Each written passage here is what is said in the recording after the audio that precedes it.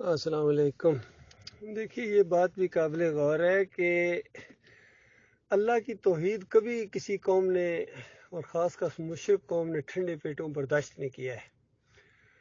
تو یہ صرف اللہ کی پکار کا معاملہ نہیں ہے، ہر معاملے میں جب اکیلے اللہ کی نظر و نیاز کا ذکر کیا جاتا ہے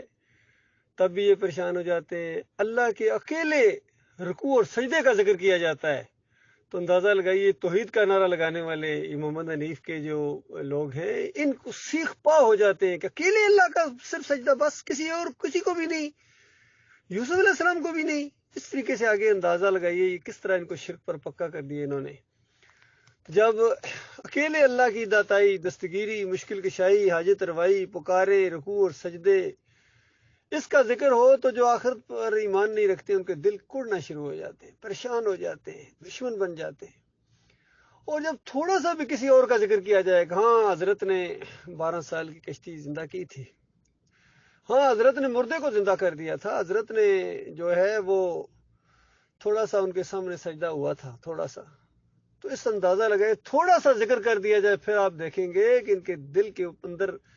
خوشی کی لہر اٹھتی ہے اور اس کے بعد چہرے سے عیاں ہوتی ہے، اور پھر وہم یستبشرون، خوشی سے کھل اٹھتے ہیں، کہتے ہیں اب صحیح آ گئے، لائن پر آ گئے، اب ہمارے عقیدے کے اندر آ گئے، اب ہم تمہیں گلے لگا لیں گے۔ لیکن پھر کہو نہیں، وہ سجدہ صرف اللہ کو ہے، یوسف علیہ السلام کو بھی نہیں ہے، تو اس کے بعد پھر دیکھیں گے، پھر ماتھے پر شکن پڑے گی اور کہیں گے پھر وہی۔ تو یہ اللہ کے دشمنوں کا ذکر کیا اللہ تعالیٰ نے ایک آیت کے اندر، پورا نقشہ اللہ نے کھینچ دیا ہے کہ یہ ہے شرک کی نشاندہی۔ اس طرح ہوتی ہے کہ مشرک کا دل کڑنا شروع ہو جاتا ہے اللہ کی توحید اور اللہ کی وحدانیت، اور پھر جب جہنم کی آگ کے اندر ابل رہے ہوں گے اس وقت کہا جائے گا بے ایمانو اب چیخ رہے ہو، ذرا یاد کرو دنیا کے وہ واقعات کہ میرے کچھ بندے تھے، مالک فرمائے گا میرے کچھ بندے تھے جب اکیلے اللہ کا ذکر کرتے تھے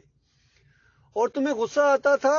اور تم بات نہیں مانتے تھے، تو آج جتنا غصہ تمہیں اپنے اوپر آ رہا ہے اور اپنے اکابرین کے اوپر آ رہا ہے، اس سے کہیں زیادہ اللہ غضبناک ہوتا تھا تمہارے اوپر جب تمہیں توحید کی طرف بلایا جاتا تھا، اللہ کی وحدانیت کی طرف بلایا جاتا تھا، شرک و کفر سے روکا جاتا تھا اور کہا جاتا تھا اپنے اکابرین کی بات نہ مانو اللہ کے مقابلے میں، قرآن اللہ کی کتاب ہے، اس کا فیصلہ فیصلہ کن ہے۔ جب اللہ کی کتاب نے بتا دیا الحمدللہ سے لے کر والناس تک ایک ہی مسئلہ اللہ نے بتایا ہے کہ دیکھو تمہارا معبود بس ایک معبود ہے، اسی ایک مقصد کو ذہن میں رکھو اور اس مسئلے کو سمجھنے کی کوشش کرو، اس پوری کائنات کو اللہ تعالیٰ نے صرف اس ایک بات کے لیے بنایا کہ اللہ اکیلا ہے۔ قل هو اللہ احد، کہو وہ اللہ اکیلا ہے۔ میگا فون ہوتے تو میگا فون کے ذریعے اعلان کیا جاتا، لاؤڈ اسپیکر اس دور میں ہوتے تو لاؤڈ اسپیکروں میں اعلان کیا جاتا،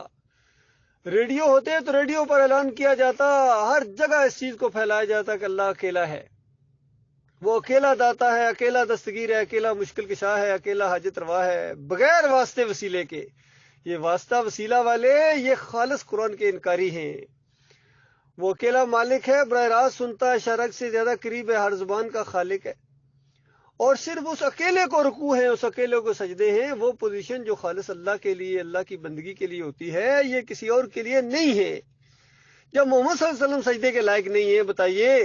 اگر کوئی بندہ اس دور کے اندر آ کے نبی علیہ السلام سے کہتا کہ اے اللہ کے رسول، میں آپ کو اللہ کا رسول مانتا ہوں لیکن میں آپ کو سجدہ نہیں کروں گا، کیا نبی علیہ السلام پریشان ہو جاتے؟ خوش ہوتے۔ نبی علیہ السلام کہتے یہی تو میری تعلیم ہے۔ اسی طریقے سے اگر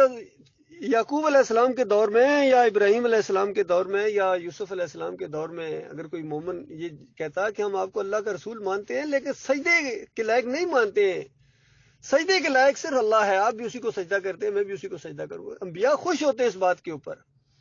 اور سورہ مریم کی 58 نمبر آیت فیصلہ کن آیت ہے، اس معاملے میں سارے نبیوں کا ذکر کیا گیا اور کہا گیا کہ ان کے سامنے جب میری نشانیاں آتی تھیں، میری قدرت کی نشانیاں، میری توحید کی نشانیاں اور میری وحدانیت کی نشانیاں ایسی آتی ہیں تو دل ان کا ایسا پگھلتا ہے، اس طرح دڑام سے سجدے میں گرتے ہیں روتے ہوئے اپنے مالک اور خالق کے سامنے۔ بالکل وہی نظارہ تھا جب فتح مکہ کے موقع کے اوپر نبی علیہ السلام نے اللہ کو سجدے کیے،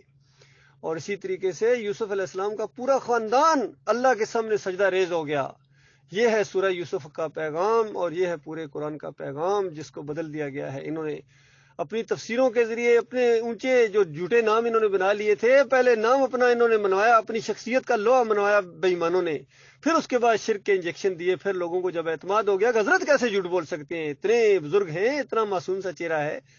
یہ تہجد بھی پڑھتے ہیں، یہ کیسے جھوٹ بول سکتے ہیں؟ اس طرح آزمائش ہوئی ہے اللہ کے بندو آپ لوگوں کی، اور آپ نے اپنے مالک اور خالق کو پیچھے کر دیا، اللہ کی کتاب کو پیچھے کر کے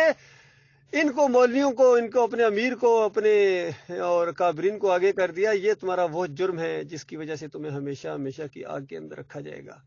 یہ مسئلہ ہے۔